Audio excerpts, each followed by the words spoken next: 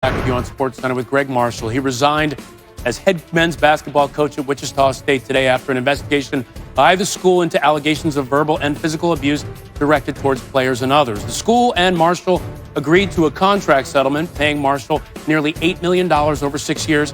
Assistant coach Isaac Brown will serve as the team's interim head coach. Now, Marshall is the winningest coach in school history, but saw a mass exodus from the basketball team last spring when 8 players entered the transfer portal. 7 of them eventually left. The school announced early last month that they hired a law firm to investigate the allegations against Marshall, citing physical and verbal abuse. And then the news today that the coach resigned just 8 days before the Shockers open the season. Good now to be joined by Jay Billis. I want to start talking about Greg Marshall.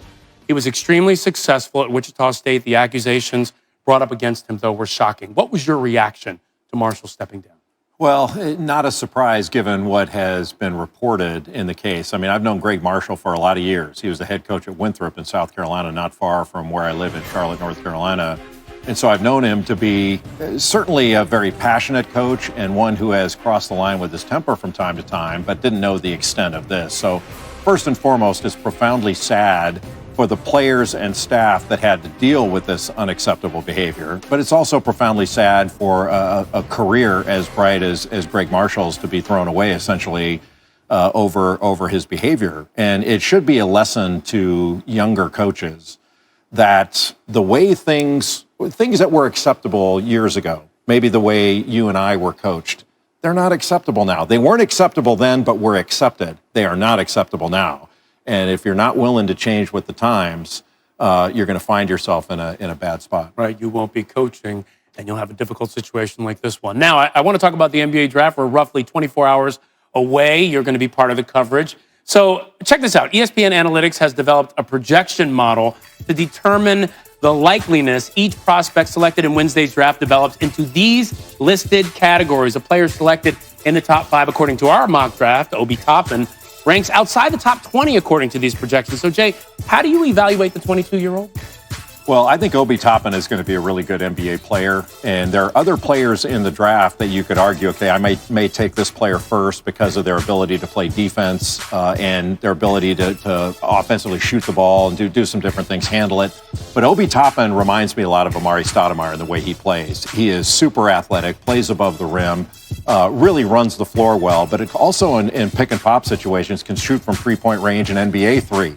And shoots a very good percentage, just about 40% from 3. So I think the question mark, Ryan, for him is how's he going to guard pick and rolls? Does he have the lateral movement? Speed, can he switch off? And how valuable will he be at the defensive end?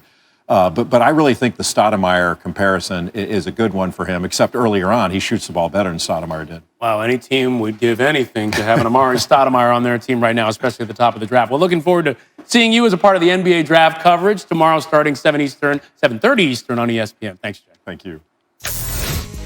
And in the NBA, ESPN's Adrian Wojnarowski reports that James Harden, the former league MVP, turned down an attempt by his current team, the Houston Rockets, to extend his deal by 2 years at $50 million a year, and that he's now focused on getting traded to the Brooklyn Nets. For more on that, let's bring in Stephen A. Smith. So, Stephen A., James Harden, the latest superstar to say, no, I want to be traded and then name his team. Rafael Stone is the new GM of the Houston Rockets after Daryl Morey left. So welcome to Houston, Mr. Stone. What should he do with the face of the franchise who says he wants out?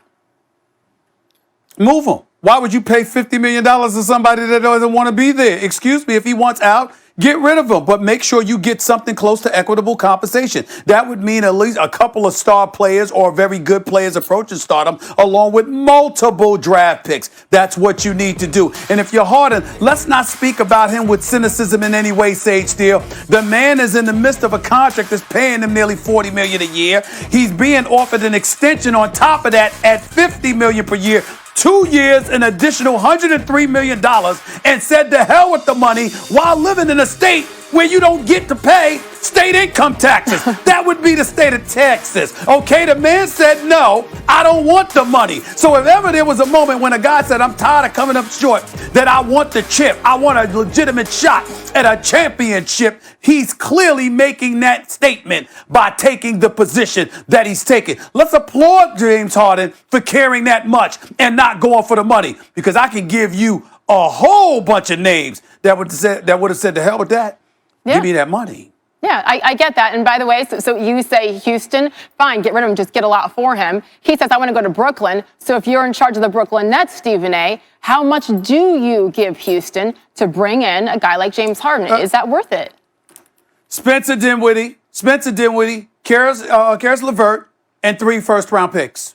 3 future first-round picks and those 2 players. Because if you're the Houston Rockets, let's face reality. You had your shot at the crown over the last 5 years. The Golden State Warriors primarily stood in your path. We understand that. That time has come and gone. Yeah. LeBron and AD own the championship now. The Clippers are still coming. The Warriors are coming back with the greatest shooting backcourt known to man in Steph Curry and Klay Thompson. Dallas, where Luka's going to be there. Kristaps Porzingis, once he gets there, he's going to help that cause. And oh, by the way, now you got CP3 along with Devin Booker in the Western Conference. Although I don't consider them to be a top 4 team, they're going to make some noise. You're Houston. Your time was there. You missed it. Yep. Now you got to retool. Draft picks and a couple of solid players that could be stars someday. Get them.